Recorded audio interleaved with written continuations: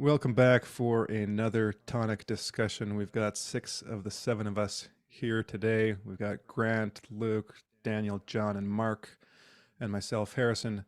We're going to be discussing evil today, kind of a little bit of a continuation of our topic last week, where we kind of got into it at the end of the show last time, because I wrote an article on supernatural evil, because over the last month or so, must have been like a month, maybe over a month ago.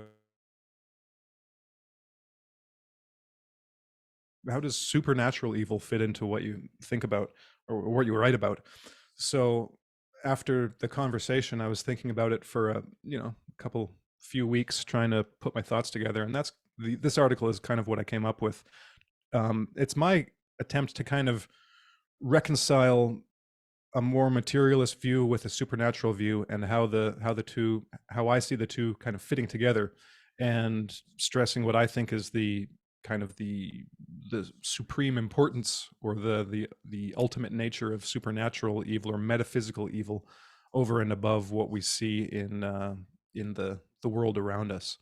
So that's a very simple look at the overall framework of the article, and I guess we're going to get into details and probably go off in 100 other directions. So with that said, did anyone have like a starting thought to kind of get the discussion going in any particular direction?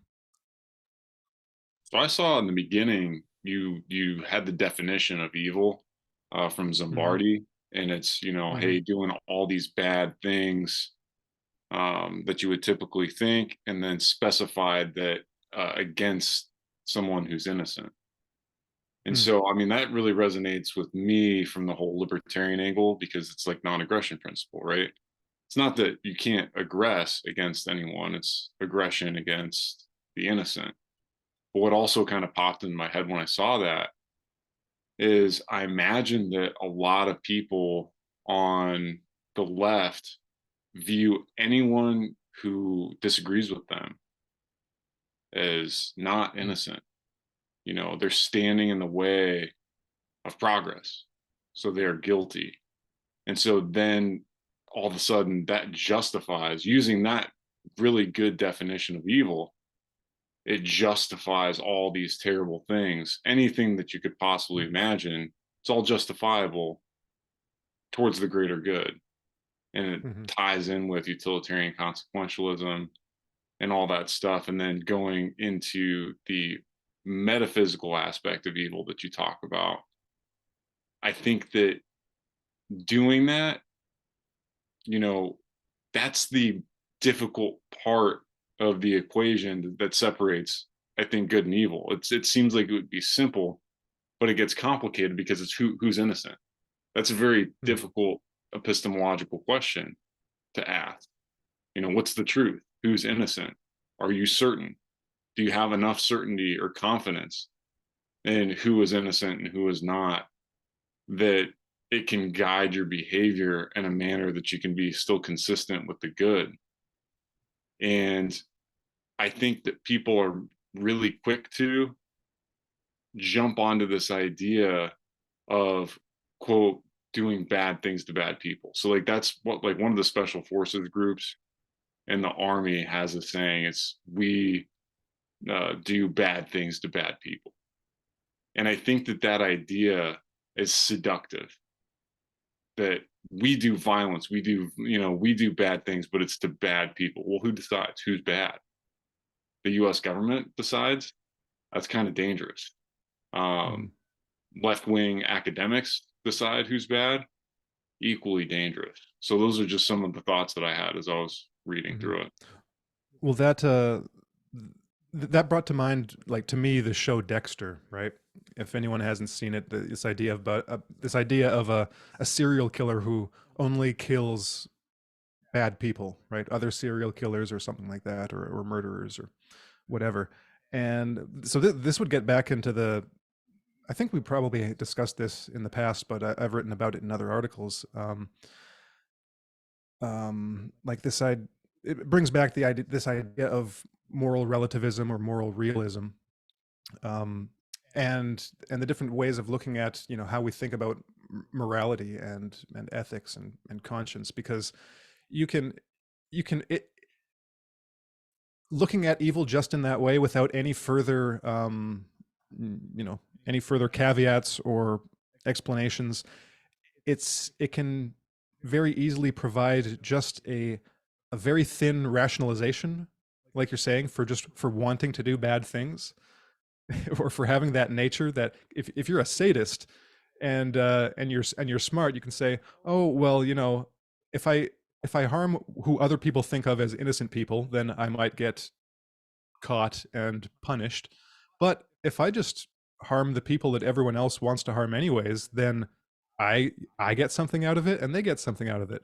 And from like a morally relativistic perspective, or a utilitarian perspective, there's nothing wrong with that, because everyone benefits, right? The non-innocent people get tortured to death, and the sadist gets to enjoy life and find personal fulfillment in in his chosen occupation. So well, so that's just a question that gets raised for me in that department. It's like there's got, for me, that does suggest that there's probably more to it even than just doing harm to innocent people. Yeah.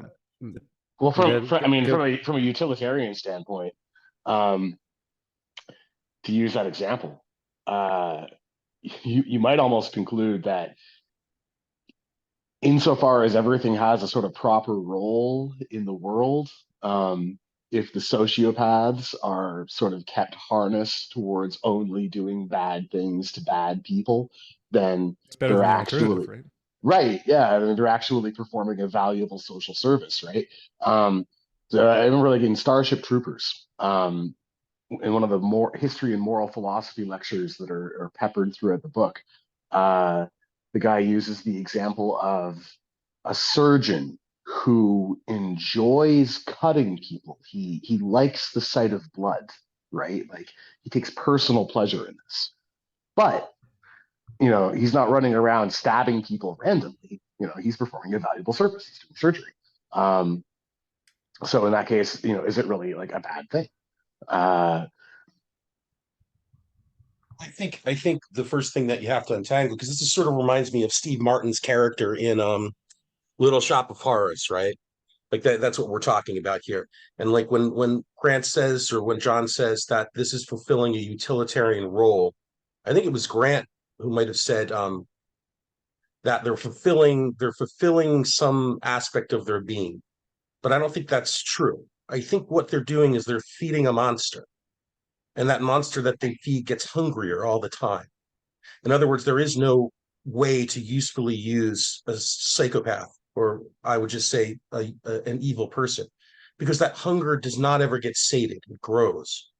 And so it will never only be focused on bad people. It will eventually spread.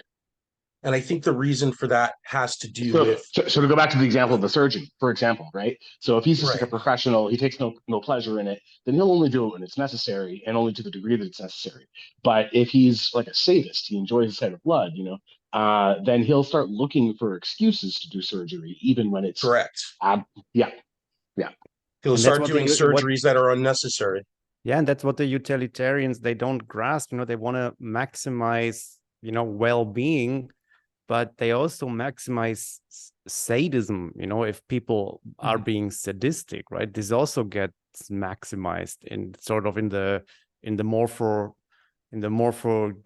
cloud or whatever. So I mean, you have to look at both things, and I think it's a very good way of putting it, that this actually, this gets maximized. It's a hole that cannot be filled. It's very useful. Yeah, evil.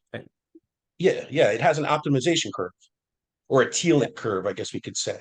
Yeah, and that's yeah. My kid was murdered, but I'm pretty sure the serial killer that dismembered her enjoyed it more than I enjoyed my kid. So the net happiness in the world went up. So whatever. Yeah, there's a thing, and that's why I, because we talked about like moral realism, and I think the issue is that definitions of like good and evil, like fixed definitions, are just don't work. It doesn't fly. I mean, you can always point to these extreme cases, right? And I call them limit cases, because it's like, for all intents and purposes, you have a binary and that's just a clear rule, but most of life just doesn't work that way, right? And I think the danger with defining morality is that it leads to what people have called the theories of good, right? And you can see that in Marxism, in Nazism, and also in religious totalitarianism. That's just how people always justify evil, basically having their pet theory of what is good. What they think they have a definition, and then it gets abused. And I think, yeah, I mean, you look at some of the shit like that happened in Germany during the 100 Years' War. Stuff like the Anabaptists got up to, for instance, was horrific. Yeah, I mean Yeah. the Reformation. I mean, Jesus Christ. Well, and I think there's an even more like weird and dangerous definition that gets misused, even beneath the one of good and evil, or priority to it. And these are some of the things that I tripped up ChatGPT with, which is the pulling apart of the definitions of what is physical versus what is metaphysical, what is material versus what is immaterial. And the thing about this is, and I tried to write about this recently, is that something that everyone agrees with is that thought leaves a mark, that the act of thinking, that consciousness in itself is in some sense physical, or at the very least, when we say metaphysical, we don't mean non-physical necessarily. So when I think about a subject, or I read a book, or I do any kind of heavy intellectual lifting, literally that leaves marks in my brain. It changes the physical structure of my brain in a measurable way. In a measurable way that could be revealed through scans. One of the key ironies is that the people, the neurologists who depend on brain scans, they're actually proving that the immaterial will exists. They're showing pictures of how it affects matter. And I think that because of that, like when it's fun and good to talk about the psychobiological aspects of evil, but we also, I think, need to investigate the possibility that what we're really seeing is an effect, not a cause. That when we see unusual shapes, atypical pathways, what we describe as neurological damage, well, it's all damage. Just like the musculature, we perform wounds constantly, self-inflicted wounds on our bodies, which our brains are a part of. Well, so like what kind of cause are we talking about here? So as I was reading your article on the arrow of causality, it's like I didn't get all the way through because I just started it before, over breakfast this morning. But like, are we talking efficient causes, formal causes, final causes? Because like there's all right. Yeah. It gets tricky. It gets tricky. But we know, for example, that an intentional will, right? First we observe, that's the order of things. We observe, we think about it, then we choose how to act. And then that leaves an impression on the material. Whether it's the material of our muscles or our brain or our liver, our heart, like all of those things, the choices that we make may not be the only forces involved, but they seem to be the primary ones. In other words, that should be the default answer. The default answer is this guy was thinking a lot of evil thoughts, making a lot of evil choices. Ergo, look at what it did to his brain. But even that can be a form of optimization, because there is this telic, this opposite, this curve towards destruction. And like, if we look at a picture of a brain of someone who destroys, and we see it's like, oh, look at all this catastrophic damage in his brain. That could all be self-inflicted. In the same way that when we go to the gym, we inflict harm on our muscles, we can also inflict harm on our brains. If we do it in a reasonable way, in a strategic way, that leads to advanced strength over time. It certainly could be self-inflicted, but it doesn't necessarily have to be. So it could be. I could have got hit by a bus, like I said in my example. I could have got hit by a bus. Right. I could have been poisoned by medicines. You could also You could also have like a situation where like to move that sort of step of like moral responsibility back one. Say you have like the evil man for whom it was self-inflicted, and he goes and sort of deliberately fucks with someone's brain in order to sort of break their psychology and thus make them start behaving in an evil fashion, right? Like just like maybe just giving that little nudge that pushes them in the direction of being evil, and then from there on, maybe it's self-inflicted, it becomes a feedback loop. But the Right, initial right. There's a impetus lot of came different from outside. sources. Yeah, Yeah, exactly. sure. Well, And this there's also is the layer one of the of and incorporating feedback. Yeah. yeah, and one of the points I thought you made that was really good, is that the whole notion of causality um, is maybe a little mistaken, because it's sort of like you're trying to like focus in on this one point in a process, when really it's a continuous process. Like every cause becomes an effect, every effect becomes a cause. Like there's no one point at which you can say like, this is where it all went wrong, you know. Mhm. Yeah, I want And to then of Well, I cut think course, there is actually, though. I think there is, and that's what we refer to when we refer to the spiritual realm. That these things happen outside of what, like again, like when we talk about physical versus metaphysical or yeah, material versus but immaterial, then the question would be, what we're really where saying do is where do the spirituals measurable versus. where do the Well, spiritual if realms you let come me in? finish, Okay. I'm saying that we're talking about measurable versus non-measurable. That's what we really need when we say physical versus non-physical. And so there are some things, if they're outside of what we would traditionally call like Euclidean space-time, like dimensionality. If those they're we observe collisions that happen within our dimension, our dimensional space, so to speak. We can observe certain things because we are ourselves the observers, right? So it's sort of like in a strange way, like it's kind of like as the source of observation within this space. It's very difficult. I'm not going to say impossible. It's very difficult to see things that occur out events, let's call them, that occur outside of time space, space time. And so I think that that's what we're really talking to. We're talking about things that are not normally perceivable or measurable. And those can include X, I think, as Harry, to return to Harrison's piece. Like when we talk about, somebody mentioned Dexter. Um, and unlike the series, I remember I watched some of the series, I kind of got bored. But I investigated the books a little bit. In the books, he talks much more about what he calls his dark passenger. And I think the TV series kind of strayed away from that. It didn't discuss so much the metaphysical aspects of what was going on with this serial killer, because he very much specifically described this creature as a separate entity, something that was writing. And I think that, and I think Harrison put it very well when he's talking about this is a higher order of being. We are not the top of the food chain. I agree. We like to think of ourselves as, and from a certain level of observation, very low level of observation, we are in terms, which is what we call the physical. But like Okay, we are but certainly okay, not at the top of the metaphysical chain. I definitely don't disagree that there's like a metaphysical level to all this. But this then it sort of kicks the can down the road a little bit, and doesn't necessarily answer the fundamental question of spiritual of evil or spiritual evil, which is, okay, so if the ultimate source of evil is X, it's this thing in the metaphysical realm. Okay, well then what's that source? What's the source of that evil? Where did that come from? But where do things go wrong in the spiritual realm, such that there are entities in the spiritual realm that are spreading evil, right?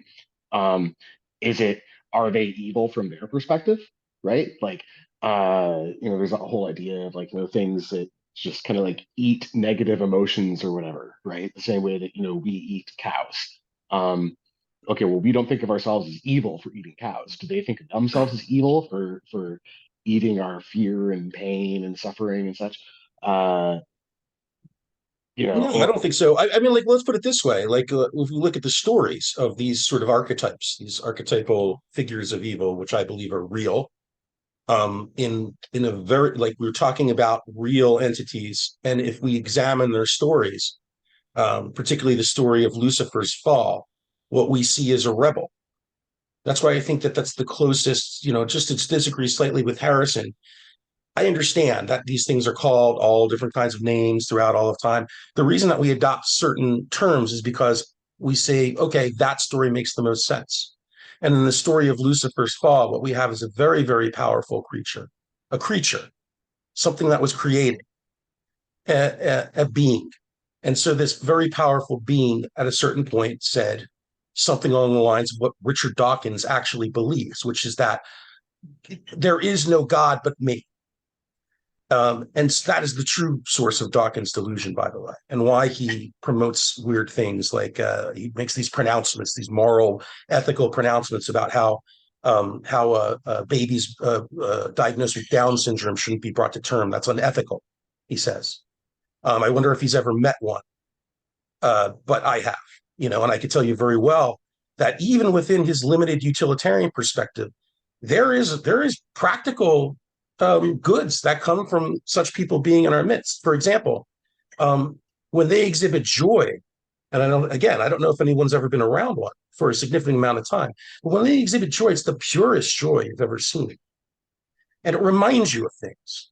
And I think primarily it reminds you not just to try to experience joy in a pure way, but also that we should protect the weak. And all of these things are good, and they can serve good and pragmatic purposes in upholding a good and just and noble society, a virtuous society. And so Richard Dawkins' brains are scrambled. I imagine if we looked at them, they would look quite a bit like catastrophic damage, because he is an evil person. Now, is he under the influence of X? I would say at some level, probably, but like in another sense, he doesn't need to be. He himself is transformed himself into something demonic, which is the ultimate goal. I mean, like if you are truly an evil person, yeah, you don't probably think of yourself as evil. I doubt that Lucifer, in his own story, sees himself as the hero, just as Zeus is the hero in his own story in the Titanomachy, right? Like these icons of the rebel. Like they of course they don't see their Al Pacino at the end of, I included the clips at the end of my article. You haven't reached it yet, but the Devil's Advocate, one of my favorite films.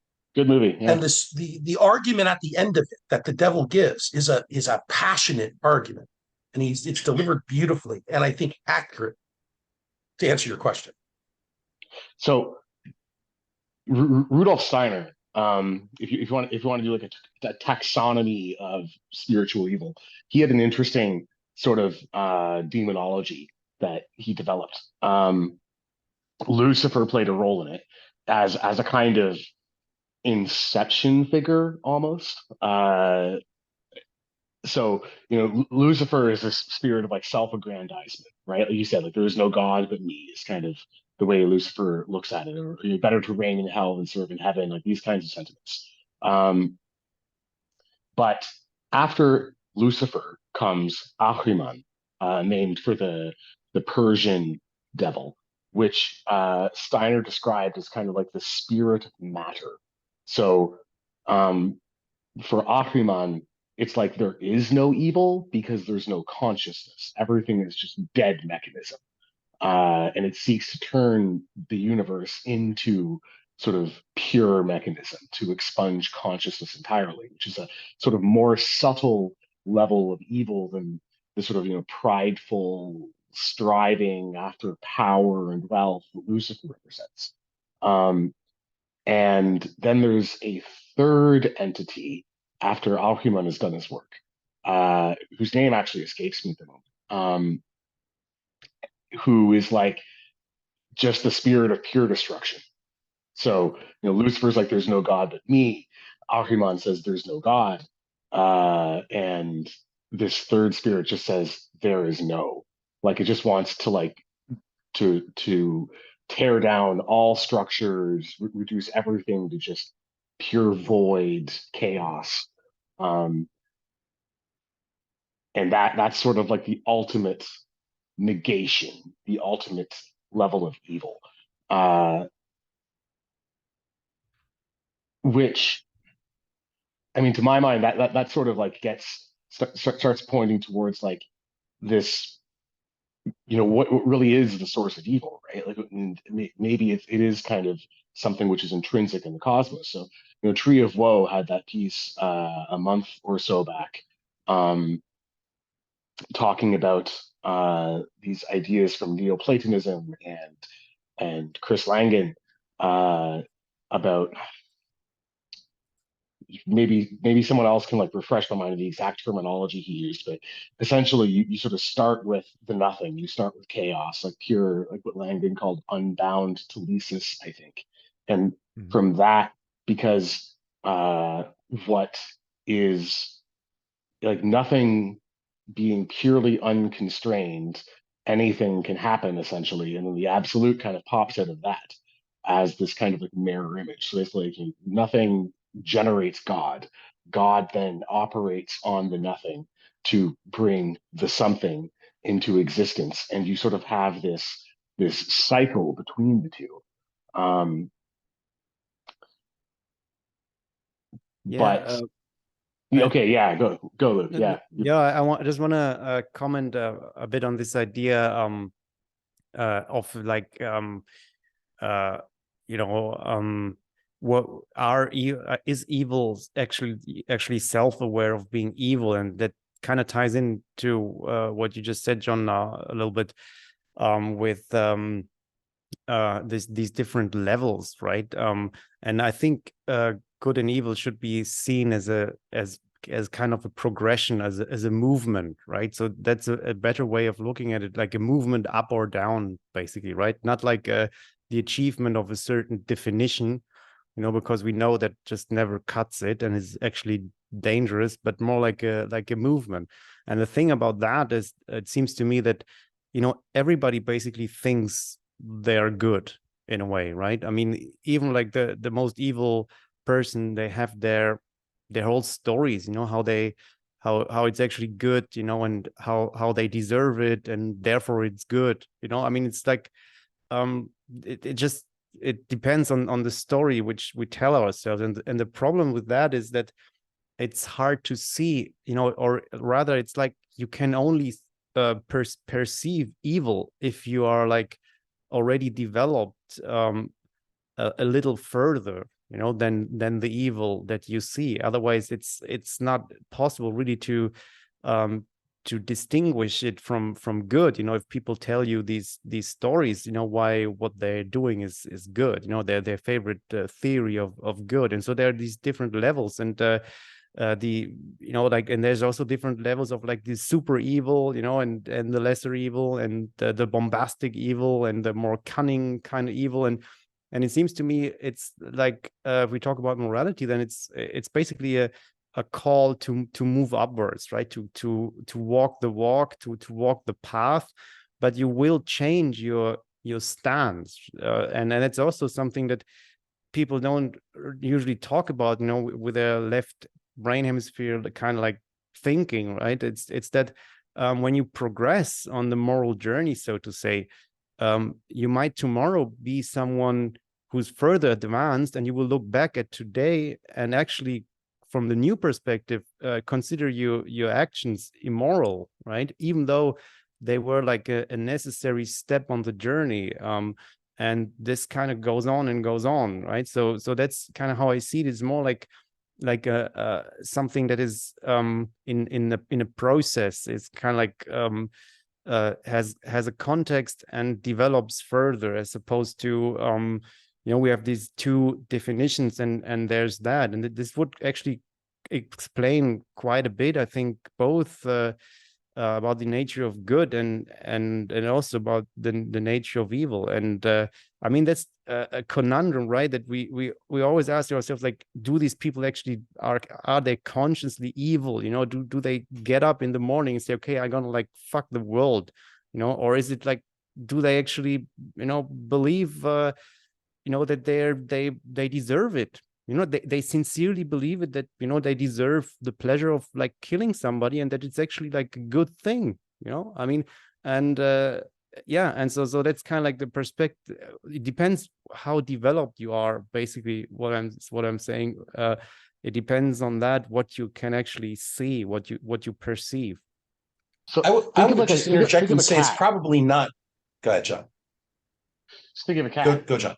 Cats are running around, like just like torturing and killing small animals far more than they need to in order to eat.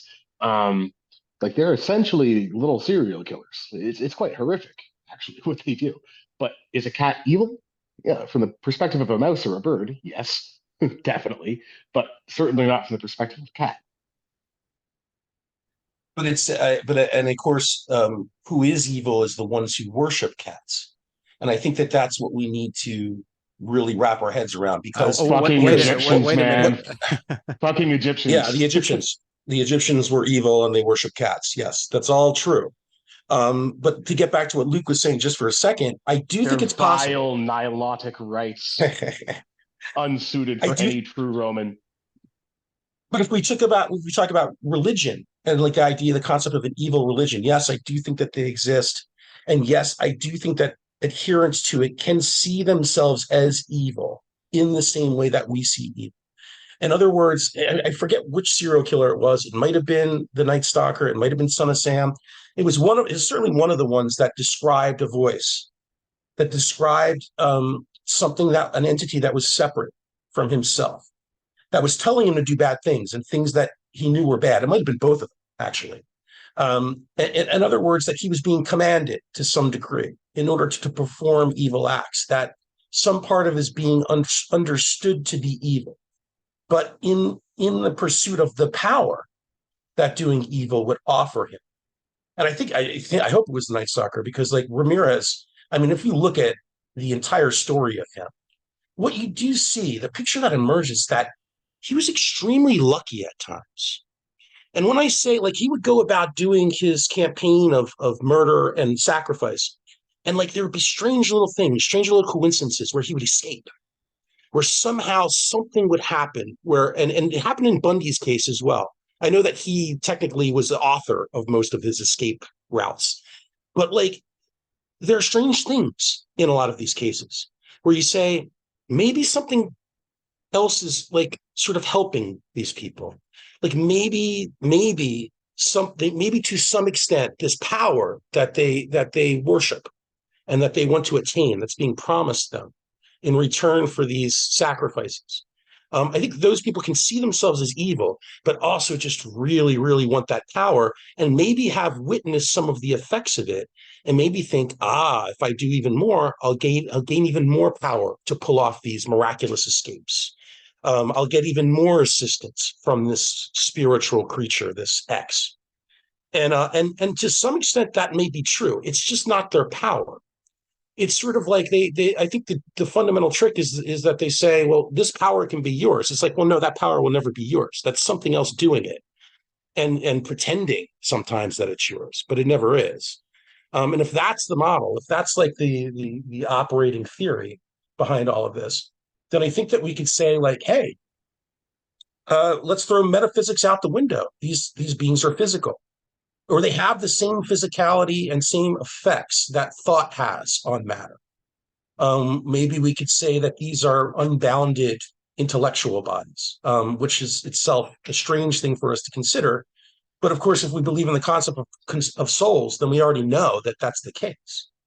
And so that in other words, intellect and action can be unbounded from the most handy set of tools available, which is, of course, like hard matter, but we also know that the particulate matter of the universe is not all hard, that there are bodies that we can call bodies that are not maybe theoretical, or just like to the degree, and maybe John, you could speak about this in your capacity. Well, I mean, from a scientific perspective, when you get into like quantum field theory and such, you start looking very closely at so-called particles. Like you actually find that they're fields. There is no particle really. It's this sort of like vibrating energy field, or like probability field, which doesn't necessarily have like a defined location at any given time. It's sort of spread out in space. So yeah, even supposedly hard matter actually sort of dematerializes when you look at it closely enough. and it's strength, and like there is strength in hardness. Like I believe that as hard as beings in possession, let's say, of hard materials, like, and that get harder again if we work at it. on any level, our material gets harder, more rigid, more well-defined, stronger. And that is the result of creative destruction, which I think is like when we talk about Shiva, or when we talk about there are gods supposedly and archetypes of creative destruction, and I think that's the kind of creative destruction they're talking about. You know, if we're all modeled by damage, if all so-called hard material hardens through damage, then as hard beings, like, we are strong, and like a lot of these other beings may be in a certain sense weaker than us, although in another sense may be more powerful in terms of their will and their intellect, which is where the Greek version of demon comes from. That's the original, that's the origin of the term, where they were beings of earthly knowledge, right? That you would seek out, that you would literally seek out. You would hear their voices, and they would tell you about the world, and they would tell you useful things about the world, about the hardness of material, and about the ways in which it could be used, and even about abstractions like mathematics. And so, like, if that's what we're referring to, and I think that that's why it's still a good word. I mean, like, again, I don't want to disagree too much with Harrison, but I think because of its multiple provenances, it is a good word. And it's something that also, I think people just generally believe it. Like, even a cursory glance at the entertainment landscape of the last, I don't know, 100 years will tell you that, like, it's a concept that people still believe in. They still are, they can at the very least suspend their disbelief long enough to watch a horror movie about demons. And I think that's because there's something in us that recognizes that this is a real phenomenon, that this isn't a fairy tale or a metaphor. Like, we're talking about something that's real. And like the atheist can, I think, can even like understand that as something that could be potentially real. You know, they might not like the term because they don't like the religious the religious aspects of that term. They might think like, well, that's going to, if I say demon, that's going to intentionally mean that I mean all of these other things and concepts, which I don't necessarily believe in, that are tangential to it. Coming up with a better word is hard, because the word has, again, both that Greek provenance and it survived into its sort of Christian interpretations, mostly intact, I would argue. So, Mark, you said atheist, so we'll take that as a cue to jump in. So, we were talking earlier about neurophysiology and relating that to musculoskeletal physiology and damage and hardening, physiological adaptation, and then trying to get into the weeds on exactly what's going on at the material level that corresponds to these phenomenon. And I'd like to propose taking a page from Ludwig von Mises's Human Action and Praxeology, which he didn't even invent, but helped formalize and engage in a little bit of methodological dualism in order to sidestep some of this stuff and just say, hey, acknowledged that exactly what's going on in terms of not being particles at the fundamental level, but a bunch of fields interacting. Something's happening. It's there. That's not the appropriate level of analysis to understand what's going on. So I think it's important to acknowledge that it's very straightforward that there's a bidirectional relationship between neurophysiology, which is the structure and function, and behavior and thought. Thought's a behavior.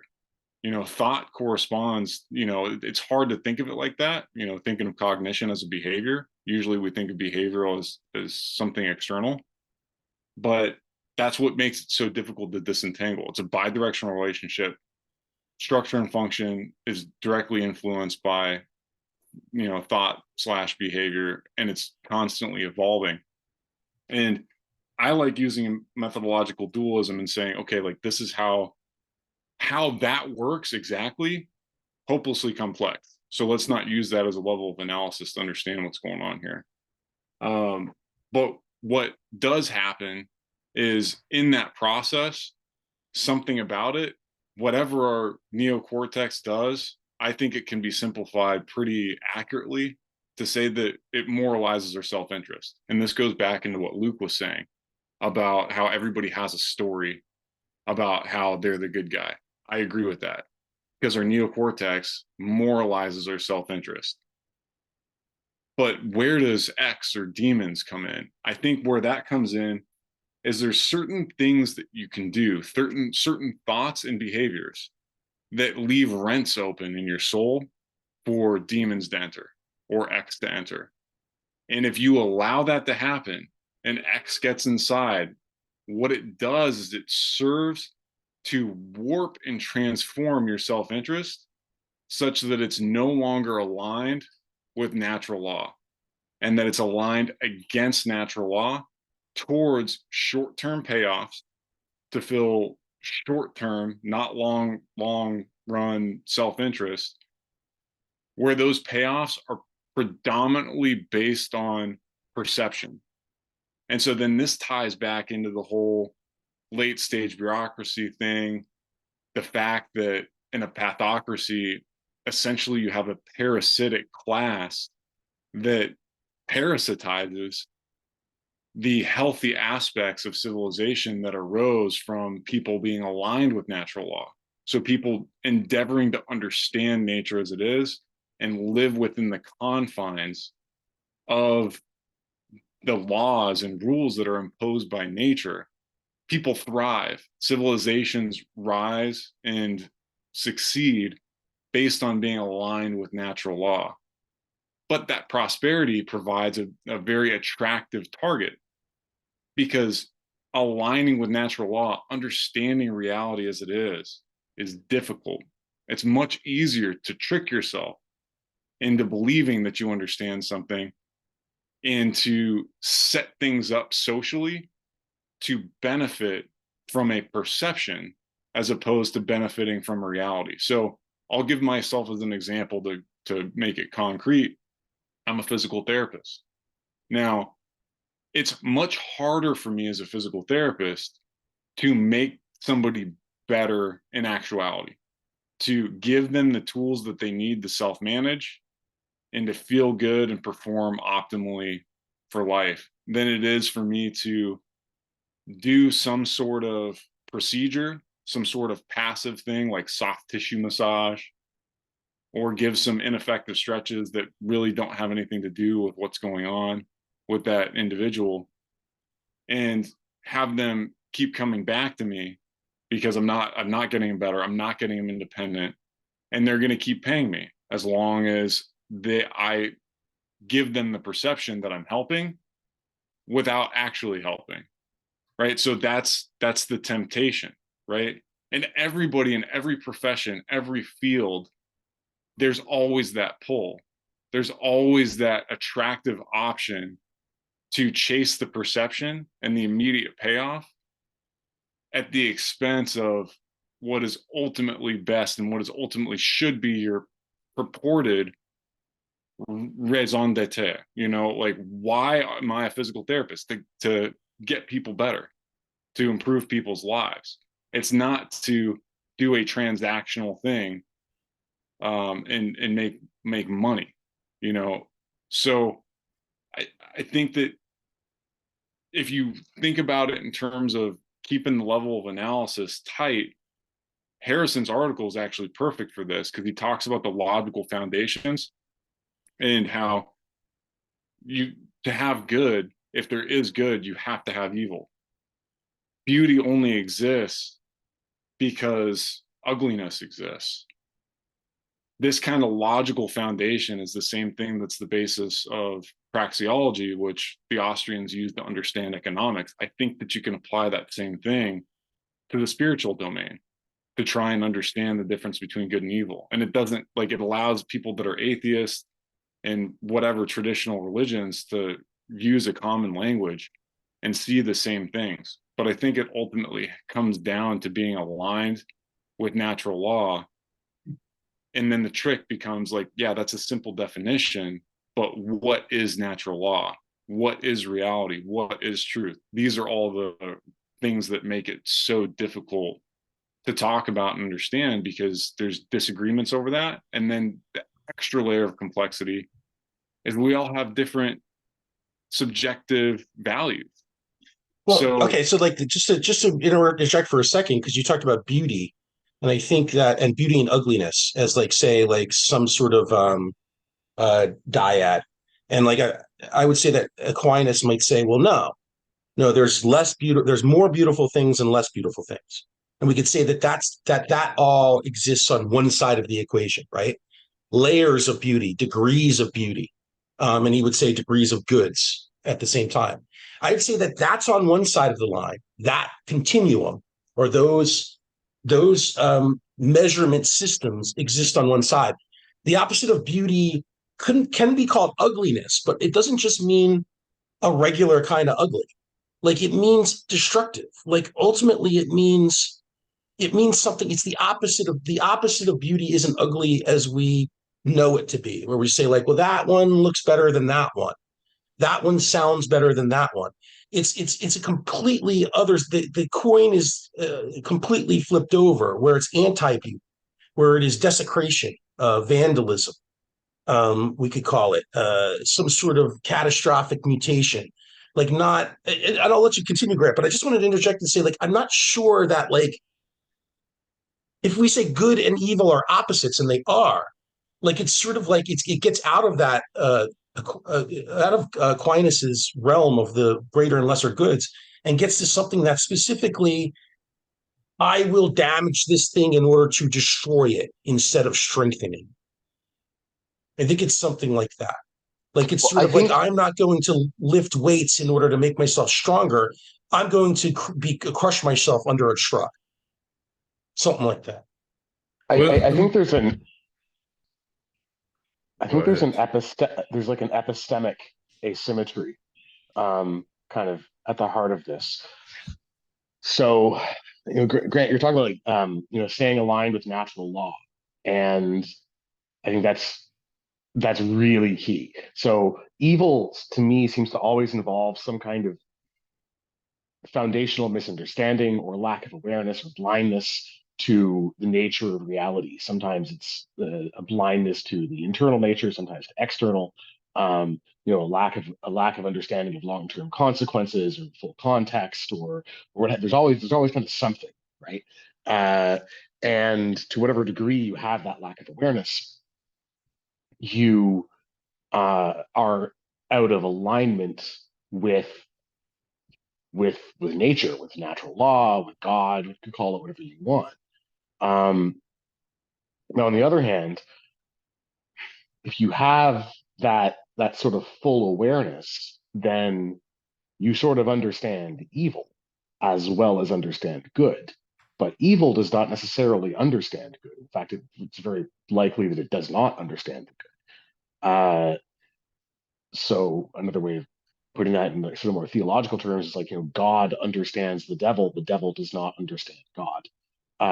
In aesthetic terms, if you understand beauty, if you can recognize beauty, if you know how to create beauty, it necessarily follows that you can recognize ugliness, and you would know how to create ugliness if you so wanted to, and how to avoid ugliness.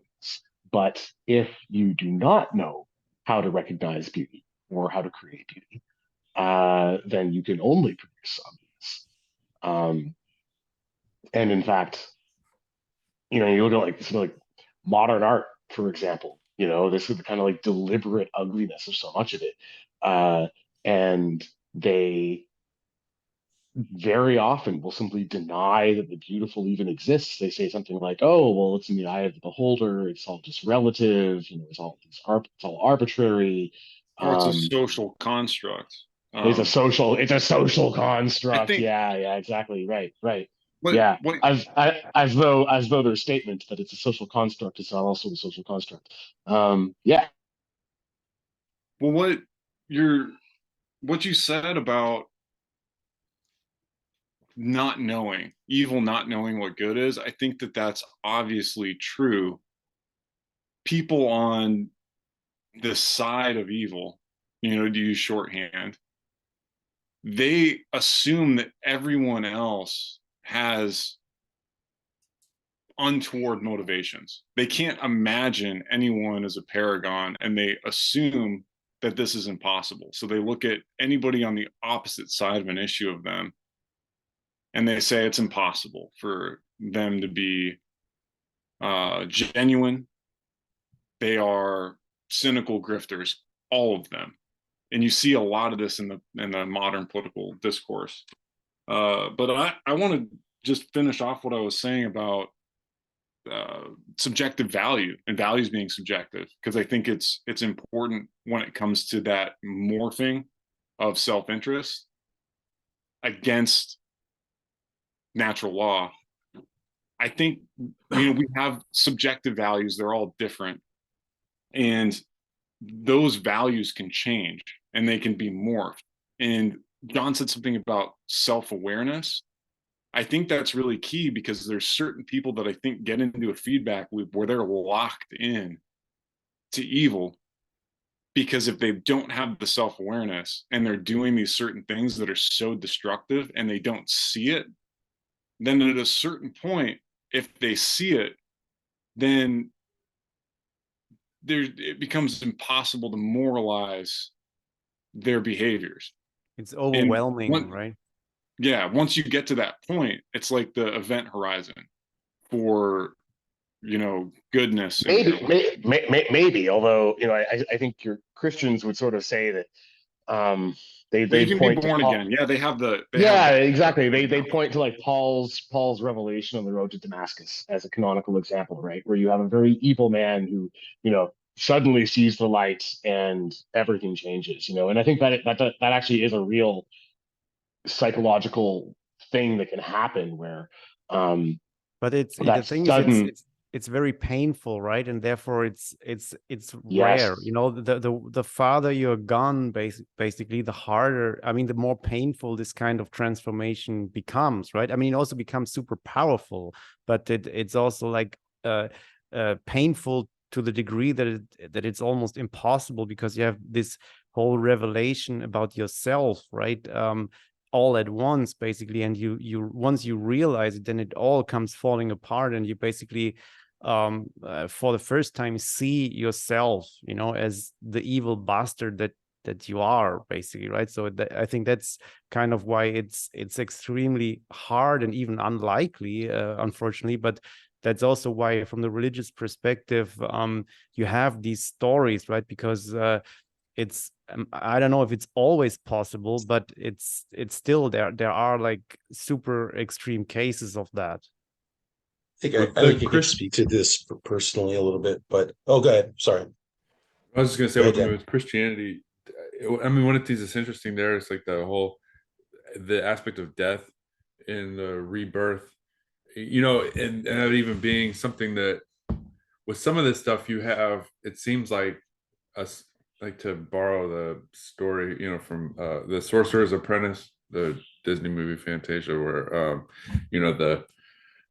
I don't know the vaguely recalling it now, but the where there's this process that's set in motion, and then it goes beyond the point where it's no longer useful to the point that it's harmful, but it just keeps going, and there's this I was try to use an analogy. If you have a composer or a right brain type of right hemisphere dominant, you have a composer that knows when each note should be played, and then you have maybe or when each instrument should come in, and then you may have a left hemisphere dominant person who represents maybe the player of a particular instrument, who maybe wants to who is useful or good only insofar as he plays at the appropriate time, which means there's going to be times when he's not going to play. So it's like where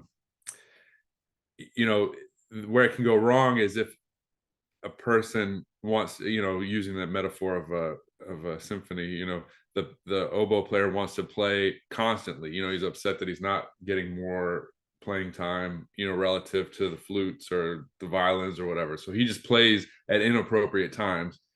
You have almost something like that, where a person who, they in their limited, well, this instrument that I'm playing is good, and so therefore I'm going to play it more often, and it ceases to be good, and so maybe others in the orchestra try to get this renegade oboe player to stop playing so much, and he becomes embittered, and it's like these people are just hating on me because they don't want me to get as much playing time as them. So he fights against them to play. It's always the oboe more. guitarist in the band. What's that? Is always the guitarist in the band. Yeah, well, I mean, the thing is like there's a kind of death, So like, true. The metaphorically, guitarist maybe is Lucifer. literally, where you have to stop asserting what you perceive your self-interest to be in a if you're going to be part of this bigger symphony and it's going to work, and it's almost like a form of death in that sense. But sometimes maybe literally, like if in the case of somebody who's like, this may come up in war, somebody that gives their life to save their, the others on their team or whatever, like maybe they jump on a grenade or something like that, like to save the lives of others that they're with, right? Like there's this, where there seems to be something where it's like, no, I'm not going to die. I like this refusal to recognize a higher order above whatever the self is, and then promote the self-interest to the point that it becomes this destructive force, and then can double down, and just refuse to give an inch, in the story of Paul, I guess or maybe it illustrates that, like, it was a sort of death for him in a way, like, this previous identity that he had, according to the story, he's this Pharisee zealot, persecuting the church, whatever. And after that, it's like this total reorientation of his, he even uses those terms, like a new life, he's died in Christ, that kind of thing. But anyway, Well, it says catharsis, right? Isn't that the provenance of the word catharsis? Saul of Tarsus? I don't know. Maybe I'm wrong about that, but it certainly sounds right. But in any case, that was what happened, a cathartic episode that struck him blind. And like when I read the story, I always try, and John knows this, it's like I always view history and stories from a filmmaker's perspective. So I try to place myself there. I shoot a little head movie about it. And I always try to think, what is it exactly that he saw? Like the artists will depict it as some bright shining light from the heavens, right? But it's like it's the desert in the middle of the day. There's going to be bright shining light everywhere. So what was that light spotlighting? What was it in that moment that came together where he was able to pull all of those puzzle pieces of the universe together in one sharp moment that said, oh, wow, I've got this entirely wrong. Not just wrong, but upside down, the entire picture of reality, which is a kind of, I imagine would strike you blind, like in the sense that it would absolutely even change your biology to some degree. Like something as powerful as that, I think, does have the capacity to radically change the material of your brain, of your body. And so like that's one way that we could see the visual world, the spiritual world, rather, is that it's just that a bolt out of the blue, and that can happen. And it could be a bolt from God, and that seems to be the way that it often happens, this catharsis. But I think that there's another way, and I think that I experienced it personally. And I think that this way is that you can make a very big mistake.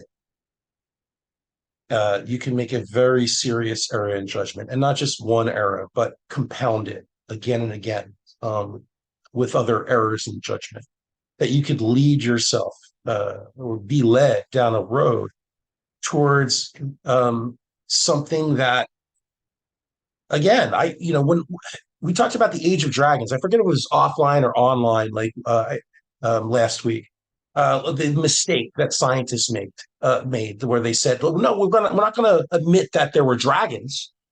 That would be horrible to ever say that these were dragons, that the artists were right all along, even though these beings have been extinct from before, we have human skeletons, essentially." They wouldn't admit that error. And so another error that I think that they don't admit is that when artists depict demons, it's typically as what? As mists and shadows. And I think what artists again discovered, and the scientists will never admit, is that it's not that they're completely immaterial, but again, we're studying a phenomenon, a structure of being that is quite a bit weaker, and like even the Bible talks about the weakness of Satan, the weakness of demons. In Enoch, it was, what was the phrase? What was the line in Enoch? I have destroyed you and cast you as ashes upon the earth. It's something like that. It's something like, and again, if people don't believe in or understand reality from the perspective of, no, there is intelligence and there is matter, and like they can exist in different distances from each other across space-time. In other words, it's not, intelligence isn't the product of matter, it is its master. And if you don't see the priority that way, you're going to be very confused about a lot of things that you see in the world. I would have been totally bewildered, and I was in some ways, by some of the stuff that I saw and experienced, and certainly did not have any kind of clinical explanation, let's say, for it. Anything that could be reproduced in an experiment that I've seen. But go ahead, Dan. I was just going to ask you, you're talking about like the difference between intelligence and matter, or material versus, a kind of intelligent will or whatever, and demons being maybe non-material or like a mist. I mean, a couple of things. One is, if taking that, I wouldn't say non-material. I'd say weak. I would say weakly bonded. Would you say immaterial? that like say angels or a God, using that Christian framing, that as that would appear in this realm would be different, one, and then two, there's the passage about the devil, or Paul saying that Satan can appear as an angel of light. I mean, I get what you're saying, that the demonic seems to not be able to act in this realm like as a physical agent, except manipulating someone who does have a physical body. No, I wouldn't say that at all. As a matter of fact, no, my friend. Okay. No, I think that absolutely, like any other intelligence, they can possess material. And the ultimate goal is to possess, again, what we see as the top of the food chain. And what I believe Harrison called agents of God's will in his piece. That's what we are, to a degree. God works through his agents, which are these spectacularly evolved and developed bodies that we have, right? Because these are our tools, and they are the tools of God to some degree. Certainly, we have will. We have free will because we must, because God is, to some extent, the ultimate expression of free will and intelligence. And so, but to say that something is weak and weakly bonded isn't the same as saying that it has no strength at all, that it cannot interact with material. I think it does. I mean, like I said, thought interacts with material. It does that. It shapes our brains. Yeah. It makes them more wrinkly. I guess within the context of this realm, like if using an analogy like to the Matrix or something like that, like if you have a computer simulation and then outside of it you have, I don't know, the people who program it. I mean, they can interact kind of indirectly with whatever is inside that simulation by changing the code, or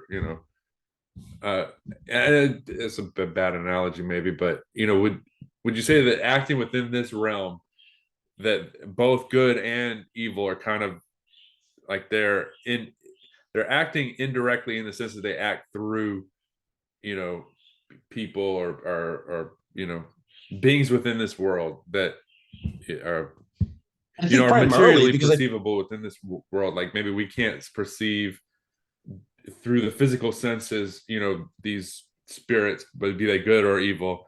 But we see maybe the effects that they have by way of their impact on the people, or beings that we can perceive physically in this world. So let's say thought has a physical property to it, which I believe it does. It definitely has a physical impact. So let's say that there's nothing that's non-physical in the world, which is something that I kind of believe.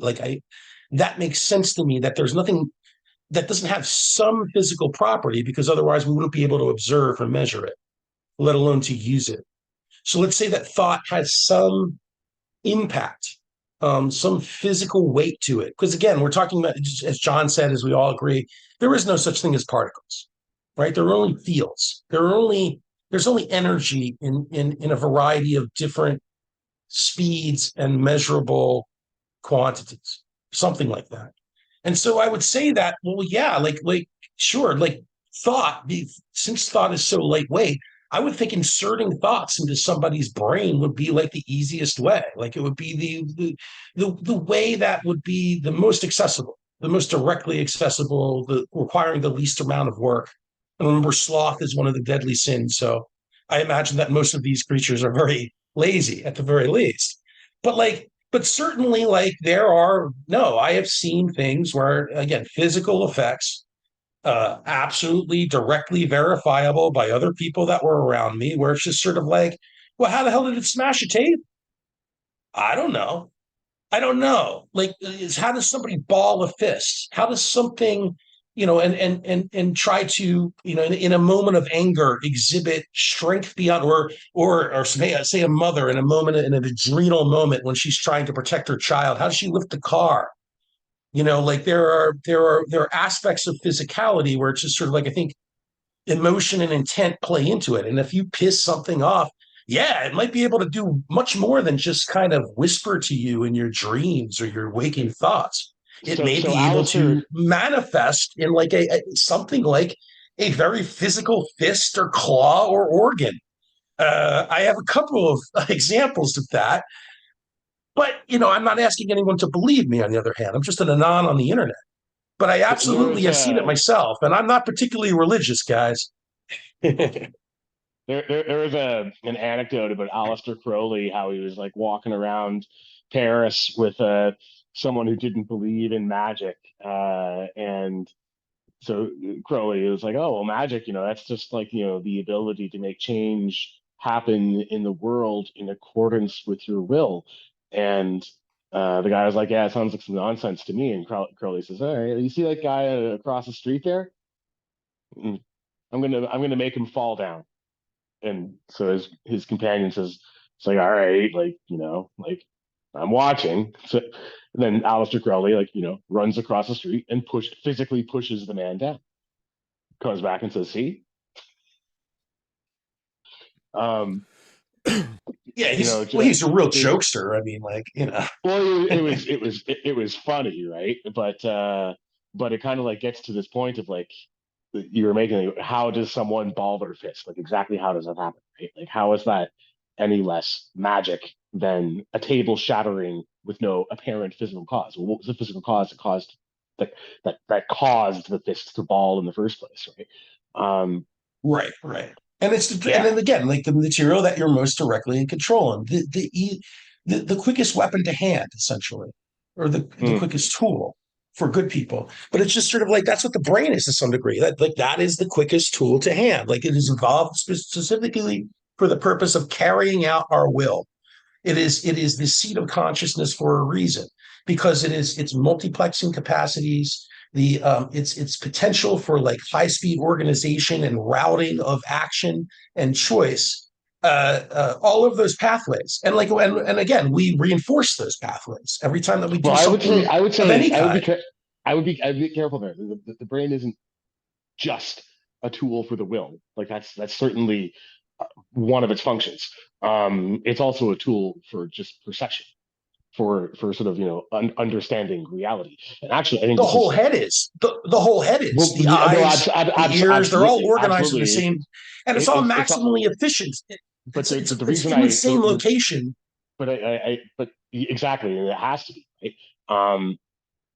But I think this is actually like really important to the overall topic, because if you sort of take the view of like, oh, like the brain is just there as a tool for the will, that's actually like one of the steps towards like going down like an evil path, because then you're not paying attention to reality as much as you should, and it's more likely that you're going to fall out of alignment with reality, because you're only going to pay attention to those parts of reality that you can instrumentalize, that seem immediately useful to you, and you will only pay attention to them insofar as they are useful. And then there's going to be a lot that you just don't see, because you're like, it's no help for me right now, so why pay attention to that? and then you become blind, and you start doing things that you don't even realize are bad things. And you go down that path, right? So you sort of have to always remember the one of our main functions here in this reality and is to understand, and then to act, not to sort of just to act. Mhm. Yeah. Well, I want to put some thoughts together. So as everyone's been talking, through the entire show so far, I've had all these kind of responses and notes that have come up. So I've just made a couple bullet points, or a few bullet points, and I think they all kind of fit together. So I want to try to put these together. So I'll ask you guys to indulge me for a few minutes just to see if I can get through them. And this kind of, I can piggyback right on what you just said, John, about not seeing. There are things that you won't see, and this ties back to the idea of that you also brought up about good being able to understand the good and the evil, but evil not being able to understand or know the good. There's this kind of asymmetry going on.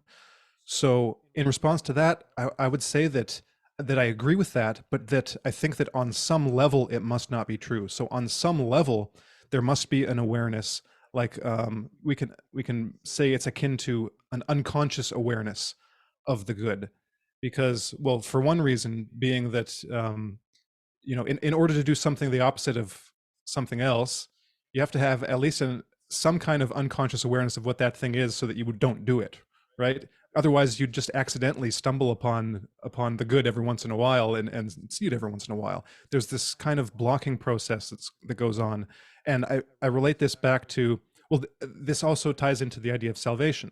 So why is salvation possible? Why is it possible for someone who might previously have not been able to see the good to then have a revelation and see it? I think it's because on some level they were aware of it, even if they were totally consciously unaware of it. And so the way I'm going to tie these together is that it comes back to perception, in that perception is always selection. That there's a ton of data that we're always receiving, and we select what actually comes to our awareness for various reasons. And of course, probably the most visceral and the most basic is just the physical survival of our bodies. So we're aware of things that are immediately relevant to our own physical survival. And this ties back to shows that we did on Mind Matters, like probably years ago now, whenever we first started, a couple years ago, I don't know, on John Carpenter and First Sight. And this also ties, this is also very similar to Whitehead's philosophy, and probably also Langan's, and that is that on some in a very real sense, everything from every particle to every being is influenced by the entire history of and the entire present of the entire world. So everything is related to and takes in and makes a selection based on relevance of all of the data in the entire world. So every particle on some level must be aware of the position of every other particle, because they're all connected and their own actions depend on their relative position in space.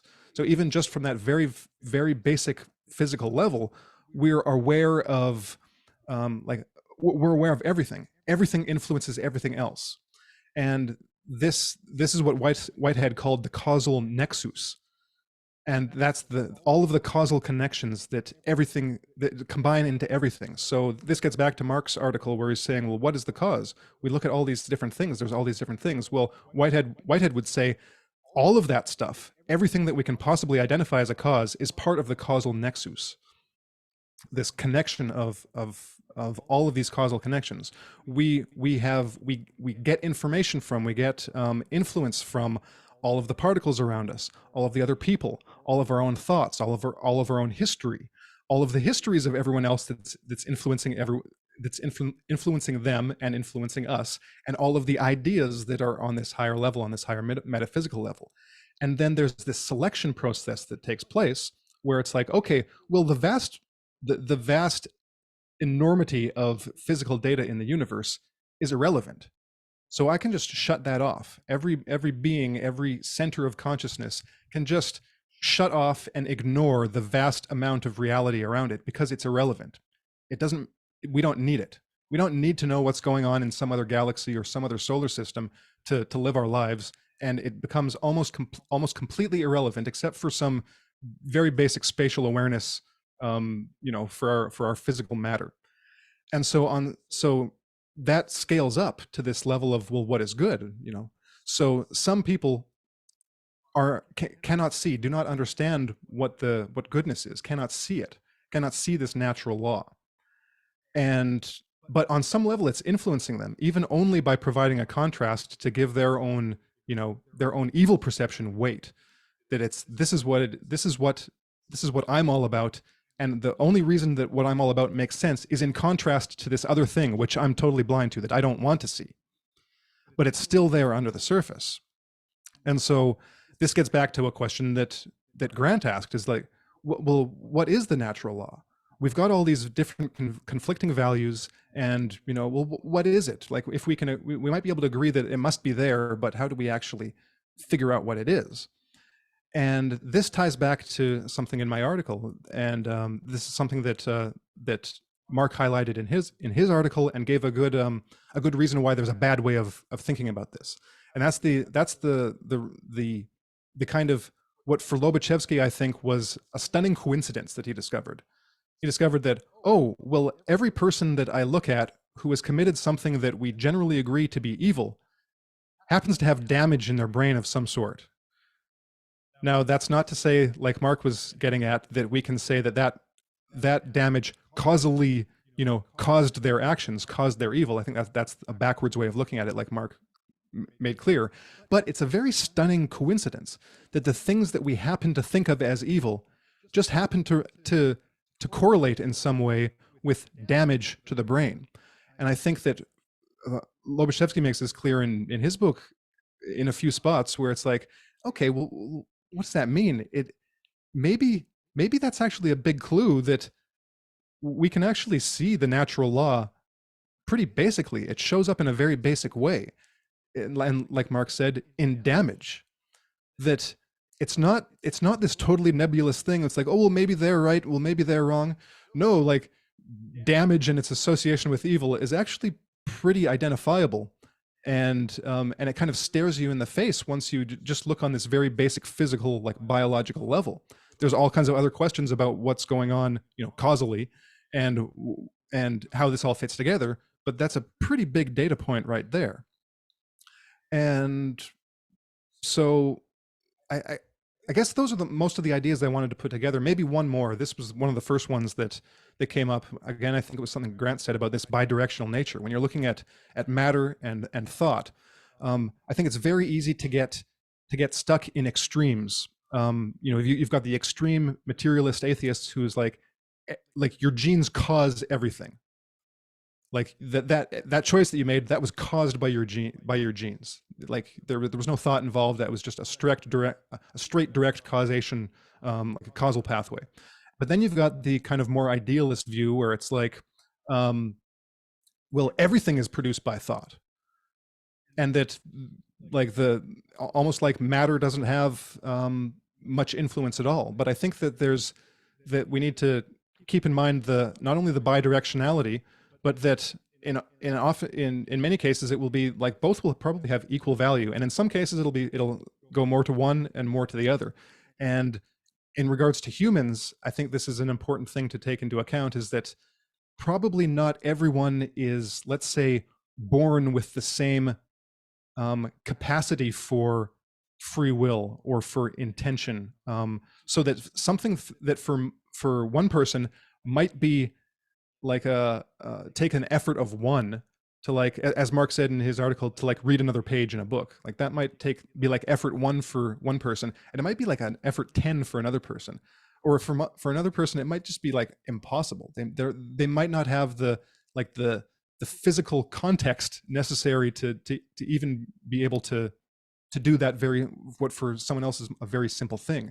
So basically, one of the pitfalls I would want to avoid is taking 1,000 people and just assuming that they will all have the same capacity for choice and willpower at the outset.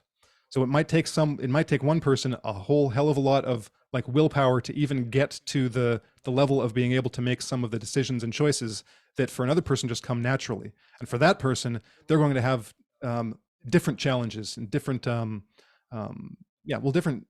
different challenges, different things that they'll have to strive towards and to get to different goals. And of course, that might sound really general. I have like specific things that I'm thinking of, but you know, I might just have to write an article to lay that all out. So those were kind of my final thoughts, trying to wrap up things that might not have been like directly said, but that's kind of how I've been tying them together as I've been listening through all the great thoughts that you guys have been sharing, because it's been really a blast hearing what all of you have to say about all this. Thanks, Harrison. Evil. And Yeah, Evil that was is all like- Harrison. very Hold good. on, evil of- is like pornography. It's hard to define, but you know it when you see it. At Yeah. least if you don't Yeah, have brain you see it. damage. Yeah, Or even and if you there's do, actually. just a lot of questions that, you know, I guess, will lead to further discussion, because there's a lot of loose threads to tie together. And you know, so it's been an interesting conversation so far. I'm sure there's more to say. We'll probably do another one on this topic. But to everyone who's watched or listened, thank you very much for joining us for this. Be sure to subscribe if you haven't already done so. Hit the notification bell if you're on YouTube, so you get alerted whenever we do another one of these. And join us next time for more tonic discussions on the nature of good and evil and anything else. And of course, on the About page on YouTube, there's a link to the link tree that you could connect with each of the participants of this tonic discussion.